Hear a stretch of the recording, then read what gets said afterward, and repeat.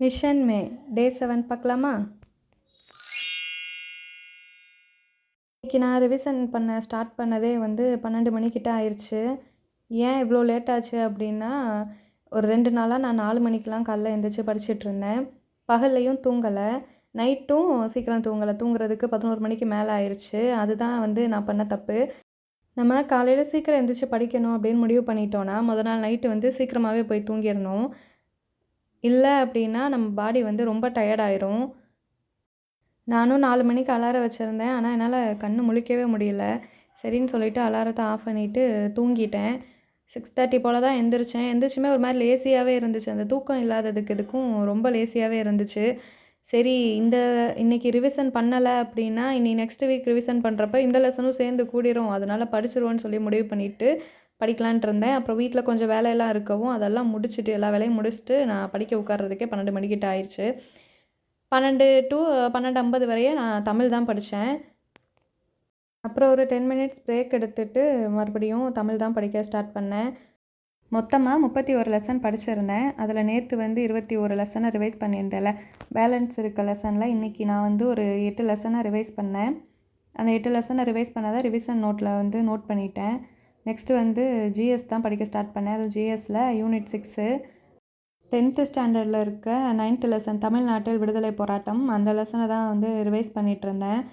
பாதி ரிவைஸ் பண்ணுறப்ப எனக்கு ஒரு மாதிரி டயர்ட் ஆயிடுச்சு. சரி, அப்புறமா படிச்சுக்கலாம் அப்படின்னு சொல்லிட்டு நான் மூடி வச்சிட்டேன். சரி, அந்த லெசன்லாம் கம்ப்ளீட் பண்ணுவோன்னு சொல்லிட்டு ஒரு 7 மணிக்கு மேலே விட்டதுலேருந்து நான் கண்டினியூவாக படிச்சுட்ருந்தேன். அந்த லெசன் படித்து முடிச்சுட்டு ரிவிஷன் நோட் எடுத்து நான் நோட் பண்ணிக்கிட்டேன். அடுத்து நெக்ஸ்ட்டு விடுதலை போராட்டத்தில் பெண்களின் பங்கு, அந்த லெசன் தான் படிக்க ஸ்டார்ட் பண்ணேன். அது கேர்ள்ஸ் பற்றினதாக இருக்கவும் கொஞ்சம் இன்ஸ்பயராக இருந்துச்சு.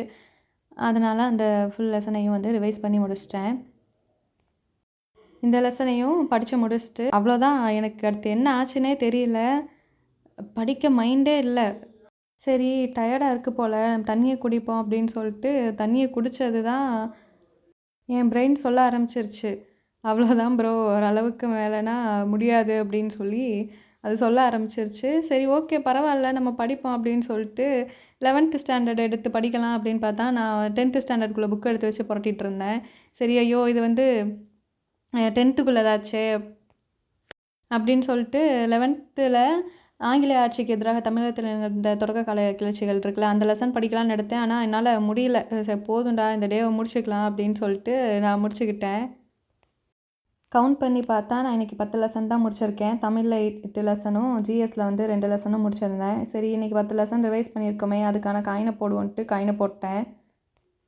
டோட்டலாக 57 லெசனில் 46 லெசனை நான் ரிவைஸ் பண்ணியிருக்கேன். இன்னும் பேலன்ஸ் 11 இருக்குது. அதை நெக்ஸ்ட் வீக்கு ரிவைஸ் பண்ணணும். தேங்க்ஸ் ஃபார் வாட்சிங்.